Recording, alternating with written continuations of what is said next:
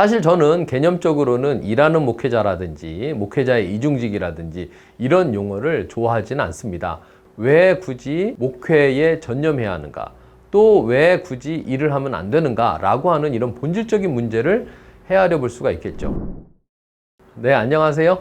네, 지난 시간에 이어서 오늘은 좀 현실적인 문제들을 좀 고민을 해보려고 합니다. 우리가 이제 전통적으로 목회자들은 세속적인 직업을 갖지 않습니다. 그래서 직업을 그만두거나 아니면 은퇴하거나 이렇게 하고 나서 목회에 전념하는 사람들로 목회자라고 이렇게 인식을 해왔던 것 같아요.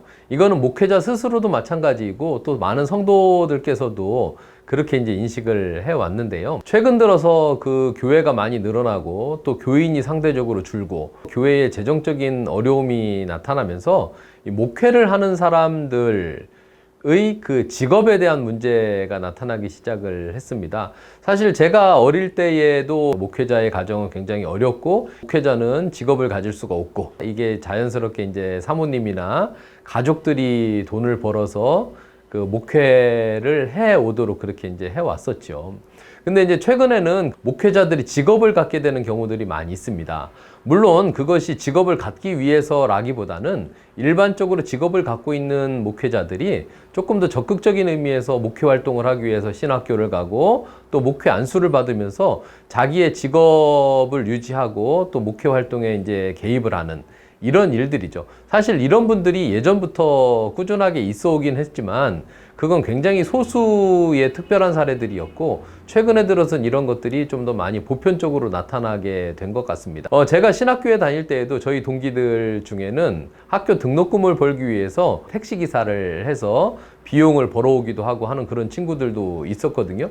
그만큼 목회를 하겠다고 마음을 먹고 신학을 하는 사람들이 경제적으로 굉장히 어려움을 겪고 있었기 때문에 나타난 현상들이었습니다. 그런데 이제 최근에 들면서 이런 현상들이 조금 더 보편화되고 또 교회가 대형 교회를 중심으로 해서 활동을 하게 되다 보니까 이 작은 교회의 목회자들의 실질적인 어떤 수입에 결손이 생기고 또 먹고 사는 문제가 굉장히 중요한 문제가 된 거죠. 그리고 인식도 기존에 갖고 있었던 것처럼 그 가족들이 목회에 헌신해야 된다라고 하는 생각에서 벗어나서 목회자와 가족들을 분리하려고 하는 이런 이제 경향들이 나타나면서 혼란들이 좀 많이 나타난 것 같습니다.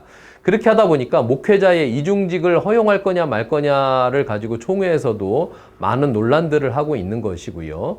또 그 다음에 신학적으로도 일하는 것을 어디까지 허용할 것인가 라고 하는 부분들이 있는 거고 목회자 자신도 스스로 이것을 해야 되는지 말아야 되는지 그리고 그 일이 마치 하나님의 일에 소홀히 하는 것처럼 이렇게 느껴지기도 하는 것 같습니다.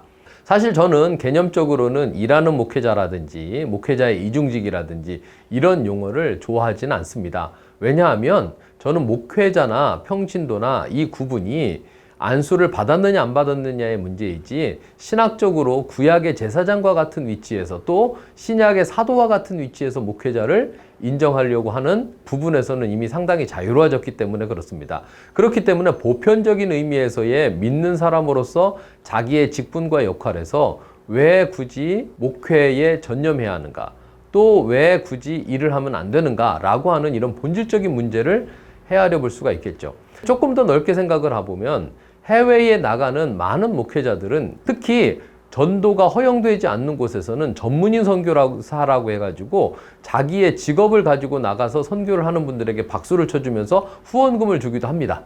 이런 측면에서 봤을 때 국내에서 목회를 하는 것은 왜 반대적으로 이렇게 막는가 하는 고민들을 우리가 해볼 수가 있는 거죠. 그래서 저는요, 목회자들이 또 평신도들이 우리가 생활 속에서 어떻게 접근하면서 활동할 것인가 이것을 고민을 해야 된다고 생각을 합니다. 목회자의 이중직이냐 아니냐 그리고 우리가 전에 얘기했던 것처럼 사도 바울이 일을 하게 된 그 동기가 무엇이냐 이런 것을 떠나서 우리가 어쩌면 예수님께서 십자가에 내려오신 것처럼 인카네이션이라고 하거든요. 성육신하신 것처럼 우리가 어쩌면 그동안 거룩하게 교회 안에서 머물려고 했었던 신앙이 사람들의 일상으로 들어가는 차원에서 목회자의 일은 허용이냐 아니냐가 아니라 선교의 현장으로서 또 선교의 대상자들과 함께 어우러지는 그런 삶의 장으로서 모든 목회자들이 각자 자신의 일을, 자신의 역할들을 수행해내야 된다고 생각을 합니다.